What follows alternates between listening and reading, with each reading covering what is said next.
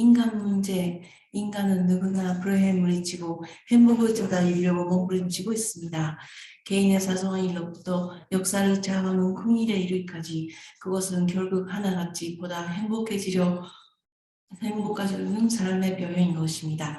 보다 행복해지려면 네 가지 근본 문제, 인생관, 우주관, 역사관, 세계관을 정립하여야 합니다. 종교와 과학의 문제. 행복은 자기의 연만이 이루어질 때 느끼게 됩니다.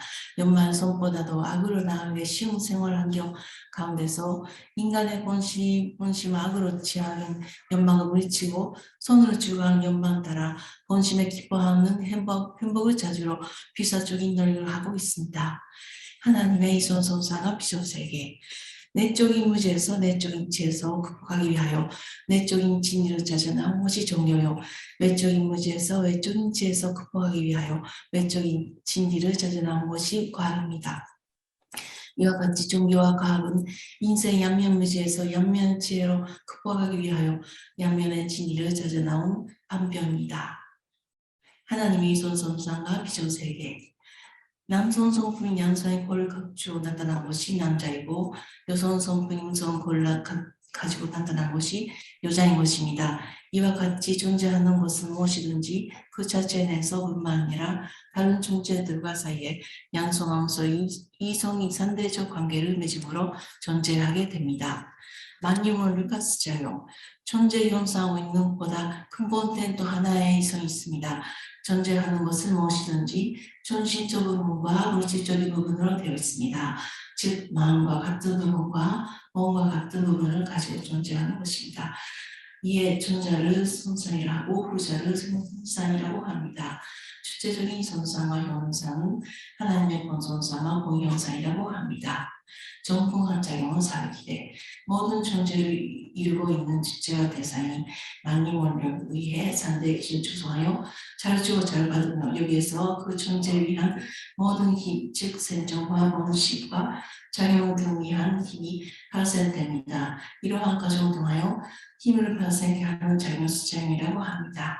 잔조 목적, 정풍한 작용 위하여 존재와 대상과 합성체가 하나님 주심하여 상대사 목적을 완성하였을 때 사회기대가 조성됩니다. 개인적 사회기대, 가정적 사회기대, 주관적 사회기대를 이루어야 합니다. 잔조 목적, 생육하라는 말씀, 몸도 자라고 마음도 자라는 말씀입니다. 마음 자라기를 바라는 마음, 저들기 바라는 마음입니다. 자식이 저들기 바라는 마음은 부모의 앞에 효자가 되기를 바라는 마음입니다. 부모를 사랑하기 바라는 마음입니다.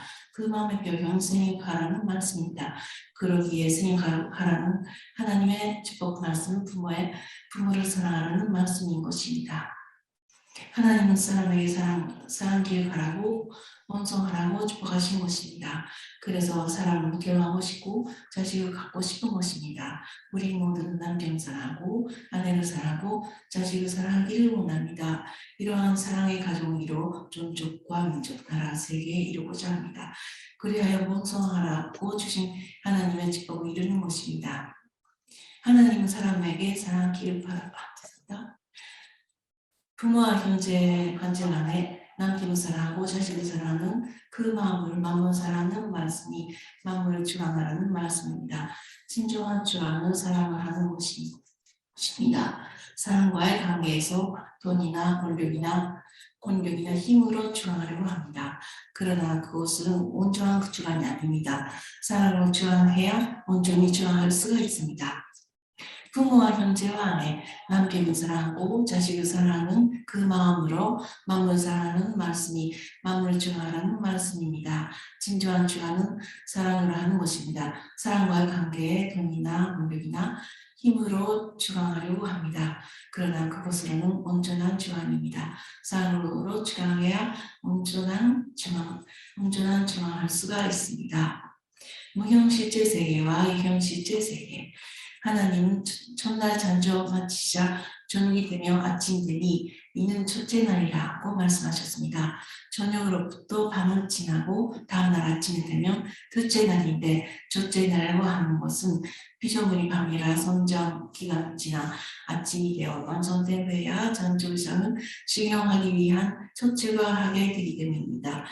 이처럼 비적 세계에서 일어난 모든 현상은 반드시 어느 만큼의 시간이 경과해야 그 결과가 가져오게 되는데 이것이 피조물이 창조될 때 일정한 성장 기간을 거쳐서 완성되도록 창조되었기 때문입니다. 무현실제 세계와 유현실제 세계 하나님께서 당신 모양대로 사람의 몸과 마음을 창조하셨습니다.